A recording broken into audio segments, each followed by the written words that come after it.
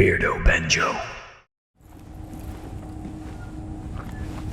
So you're both just gonna walk away? The Avengers were set up. Cap was murdered. You think I don't know that? Huh? I've replayed that day in my head 1,000 times. The Avengers take the fall despite saving the day, and that bastard Tarleton walks away smelling like a rose. And guess what? Guess what? No one cares. No one cares. The world needed someone to blame, and he gave them their scapegoat. So, unless you have some kind of astounding proof, I suggest you both get off my land. What is that? Proof. Hello again, and welcome back to part 2 of my Marvels The Avengers review. Yes, that's right, this is part 2 of a review. A little bit strange, I know. Part 1, if you haven't seen it already, I would urge you to watch that first. Part 1 is my opinions and feelings about the game after playing it for the first 3 hours of gameplay. This is a live service game. It's a game that's going to evolve and change for a long period of time. It isn't designed to be played from start to finish and then you put it down. A little bit like Destiny, it's something that wants to be in your life for a huge amount of time. So I wanted to review it in chunks as the gameplay kind of reveals itself and as it kind of evolves and changes. So part 1 is the first 3 hours of gameplay and my opinions as I walked away from that. A bit of a spoiler alert for those of you who haven't seen part 1, but I came away from it really positive. The story was tight, it was giving me set pieces that were very worthy of the comics and the films that this game is based upon. The writing was good, I really liked Kamala Khan as a protagonist. The gameplay was simplistic, but it kept me entertained for 3 hours. And my only real gripes were the gear system was boring, I didn't really enjoy the bricks and mortar of it. I didn't like changing gear that didn't change the way my character looked just to push up a light level. I didn't find that kind of invigorating, and I say light level there because I'm so used to playing Destiny and this is very similar. My only other gripes were the monetization factor, but they could be ignored. You don't need to engage with the monetization, you don't need to be purchasing these battle passes or hero cards, you can just play the game. So they were my 2 main gripes coming away from 3 hours with the game, but overall I was very positive. I'd had a very good time with the first 3 hours, and now I've played another 4 hours. The game has changed. The game almost immediately changed at the 3 hours and 1 minute mark. It is bizarre. It is almost like I hit the 3 hour point yesterday and went, wow, this is actually really good. I'm going to stop here. And the game's almost engineered to make you do that. And I sat and made a video about how positively I felt about that initial part of the game, and now I've sat down with it today and it feels like I've played a completely different game. The experience I've had today is a polar opposite to the experience I had yesterday. So this is my part 2 of my Marvels The Avengers review. This will be a much shorter video than yesterday's because I won't need to talk about the same things I spoke about yesterday, so as I say, please do watch part 1 if you want the full picture. This is my opinion of the game now after around 7 hours of gameplay. I've played another 4 hours or so today. These are my new opinions of Marvel's The Avengers. So you might be thinking, how could it have changed that much after an additional 3 or 4 hours worth of gameplay? I'm right there with you. I'm unsure how this happened. But let me just break it down in the simplest terms I can. The first 3 hours of the game, the portion of the game that I founded the first part of my review on, is a very story-driven, single-player, action-orientated experience. It's comparable to games like Marvel's Spiderman, God of War, Uncharted, maybe not to the quality of those games, but it feels like that kind of experience. A single-player adventure that's driven by its story, its character acting, its voiceovers, its set pieces, and its pacing. That's how it felt, and it was very tight, and it felt like I was enjoying exactly what I wanted to get out of the game, and that was a great Avengers single-player game. I am a single-player person. I prefer single-player, heavy story games. That's the game I kind of gravitate towards. They're the games I enjoy the most. I do play multiplayer and I do engage in cooperative and competitive games, but if I'm sitting there in front of the TV and I want to relax personally, I gravitate towards action-orientated single-player games and RPGs. Things like The Witcher, things like Spiderman, things like Uncharted, things like God of War. Those kind of games are the games that I really enjoy. And that's what The Avengers gave me for its first 3 hours. It became Destiny today. It became Destiny so quickly that I couldn't even get my bearings.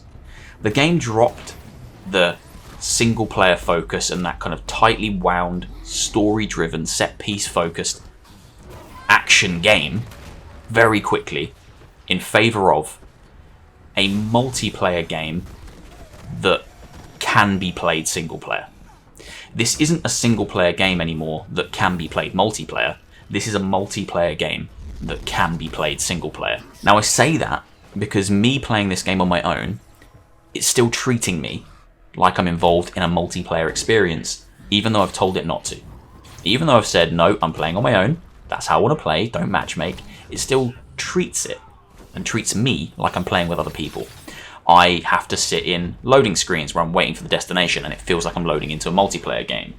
The systems have gone from being linear, tight, focused levels to big, open, sprawling spaces where I need to defend points, but enemies can attack me from afar. But if I leave that point, then I'm not fulfilling the objective. So I can't go and attack the enemies over there because I need to look after this point, but I need to kill them enemies because they're killing me. And it feels like I really need some teammates here. Let me break it down into chunks to kind of keep this as simple and straightforward as possible. The gameplay mechanics have not changed since the first 3 hours. The gameplay mechanics still involve going to a mission, beating up all the enemies, and leaving the mission. The difference here is in the first 3 hours, those missions are quite linear and focused and very story heavy. They pull you through with narrative threads and they feel very focused. Now, I'm dropped into much larger open world spaces that feel very reminiscent of Destiny. They feel very reminiscent of jumping into one of Destiny's kind of open world areas and running around and killing mobs and collecting gear. It feels like, it really does feel like an Avengers reskin of that system. And I know it's been compared to Destiny in the run up to launch, and I can't help but just see it in every orifice of the game now. It has opened itself up and shown itself to be what it was hiding so desperately for the first 3 hours, and that is a Destiny clone. Now, I'm not saying that's a bad thing. I really like Destiny, and I put a lot of time into Destiny. I haven't for a long time. I walked away from the game. It kind of lost my attention quite some time ago. But I'm not opposed to that kind of game. The issue for me comes when I enjoyed the first 3 hours so much because I was sitting playing a game that I could enjoy as a single player game. I was getting my story. The gameplay was simplistic enough to pull me through.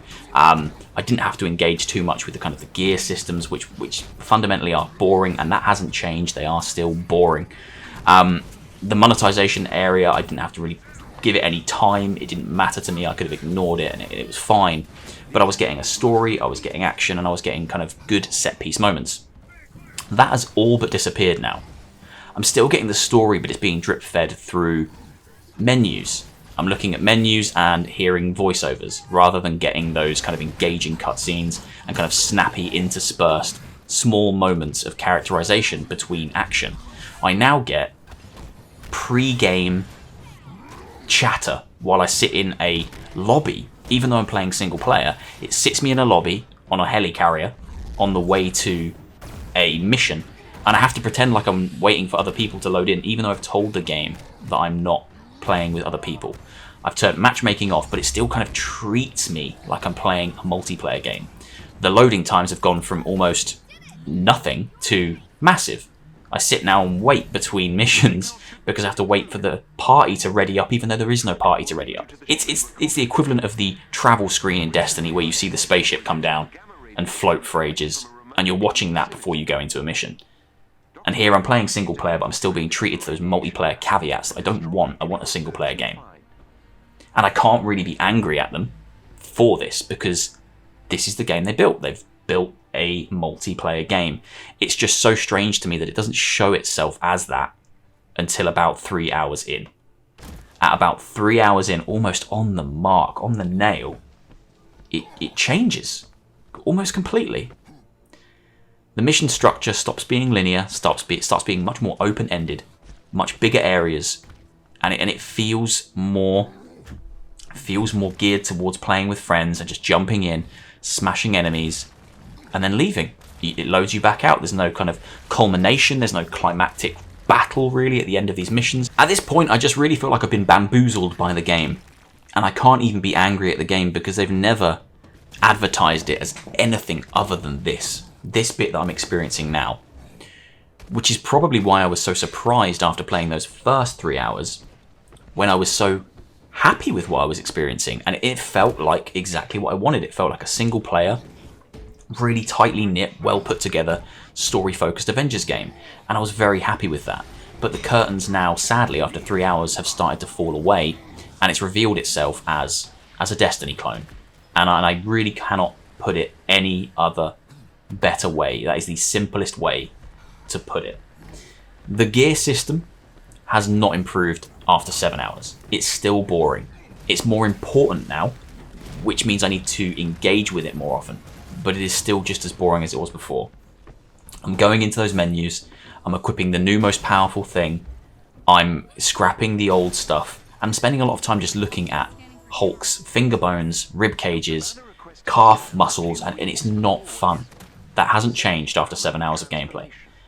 I said in the first part that I thought that would be a bit of a deal breaker and it would be quite boring. And 7 hours in, it's more boring than ever, and it's more important than ever, because now the missions will give you a power level rating, and if you're not hitting that rating with the right gear, you need to engage with that system to push your gear up, or bring in some friends, but then again that will balance the power level. So you really do need to start engaging with that gear system at about 3 hours in, and it isn't fun.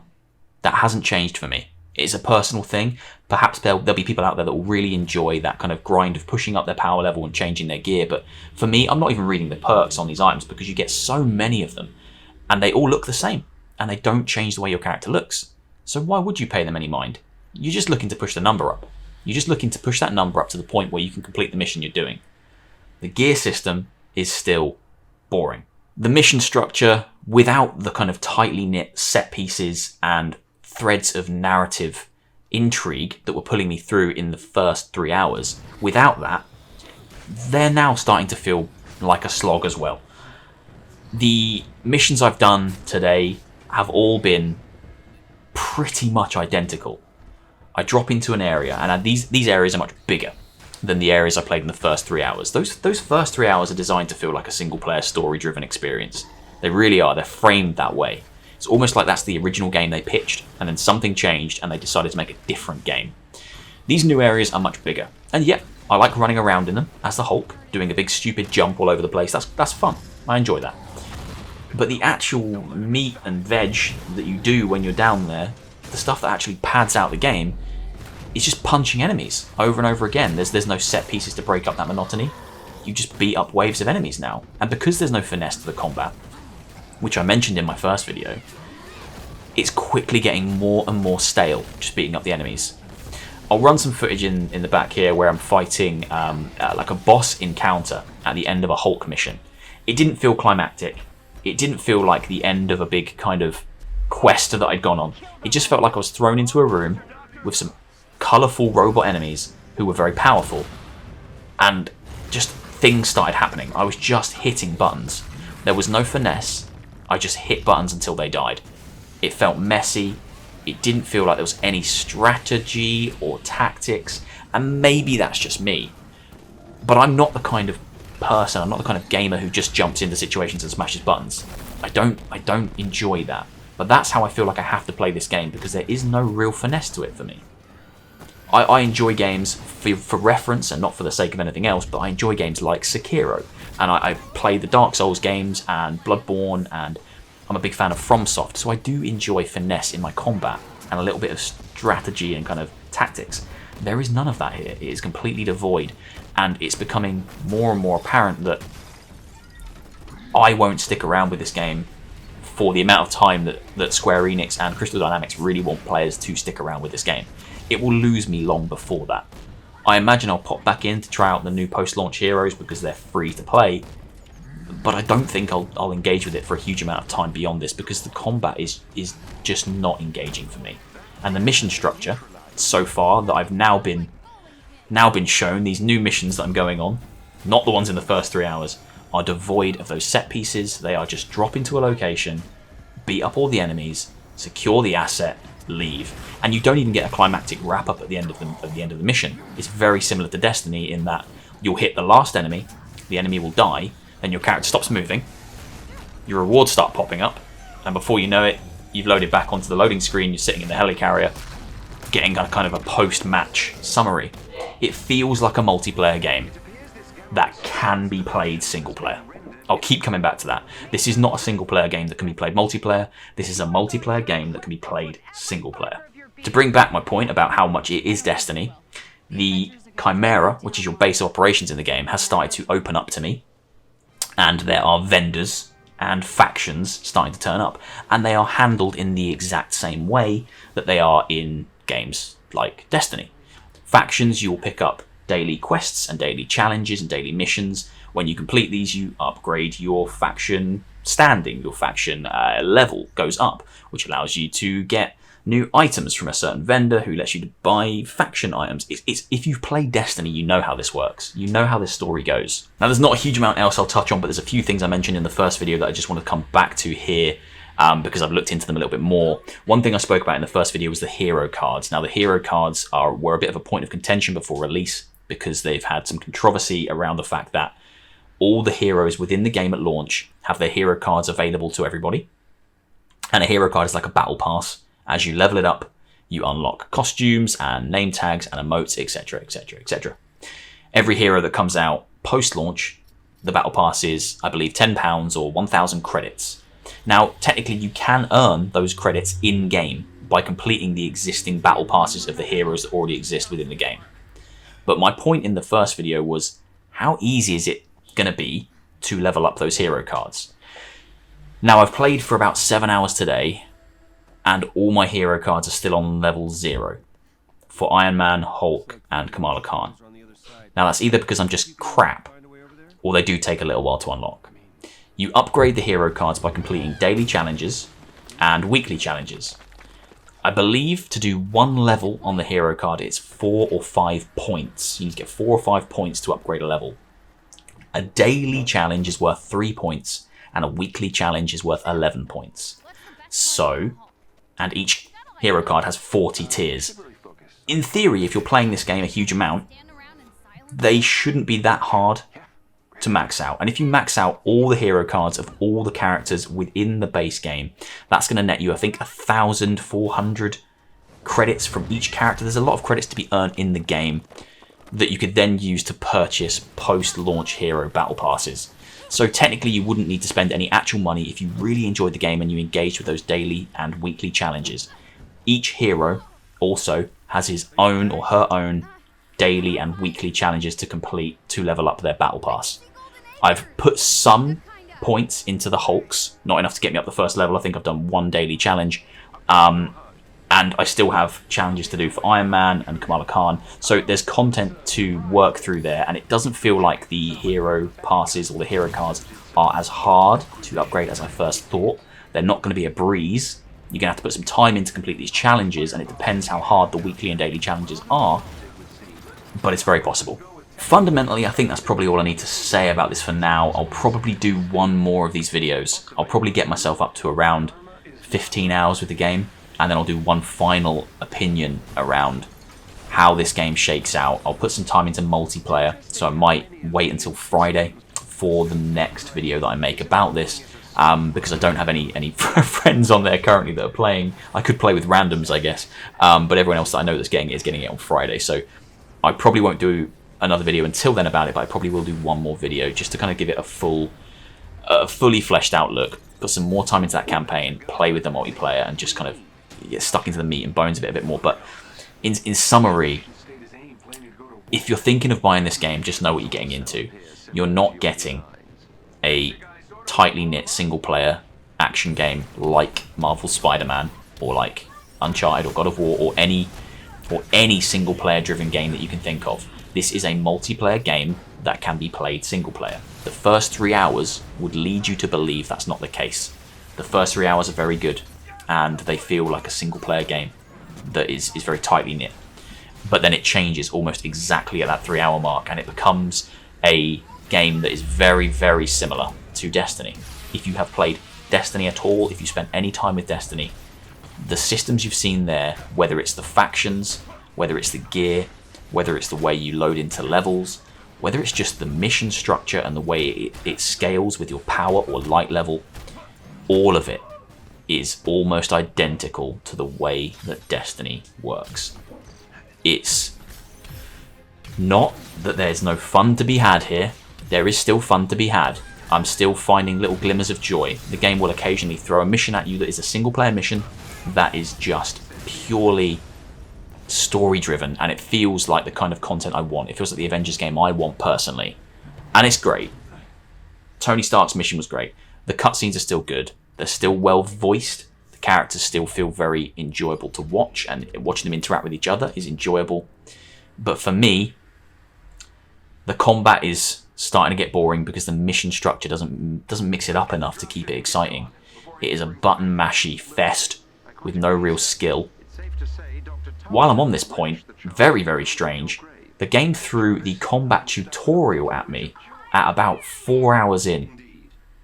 All of a sudden, I unlocked a hologram room where you can go and do tutorials, and it gave me a honest truth, an actual tutorial about the combat. Even though I've been playing and beating things up for 4 hours at that point, it taught me what all the bars on the screen mean. It taught me how to dodge.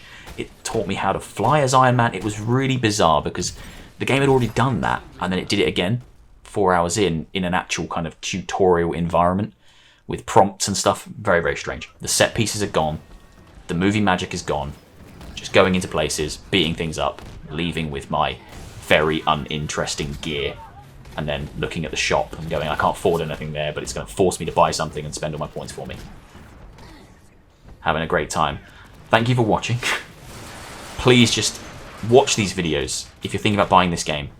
The only reason I make these is because I hope that some people will see them, and I'm not telling you what to do. I can't tell you what to do because we're very different people. Everyone's a very different person. I'm still finding bits of enjoyment in this, but this is one of them games. Please do some research before you buy it, because it's very easy to look at this and go, "Wow, Avengers game, I'm going to buy that. That's going to be great," and then get something that kind of isn't what you were necessarily prepared for.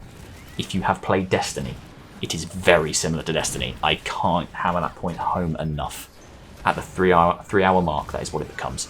Do some research. You might love it, but just watch these videos. Watch videos like this because people have opinions on these things, and it's kind of nice to get a well-rounded one. Don't just watch mine. I'm just one person in a sea of millions of people. Watch some other people. See what people are saying. I think the multiplayer game as a predominant primary format will be a overarching theme that you hear from everybody. It feels like a multiplayer game more so than a single player game. On that note, I'm going to go food shopping.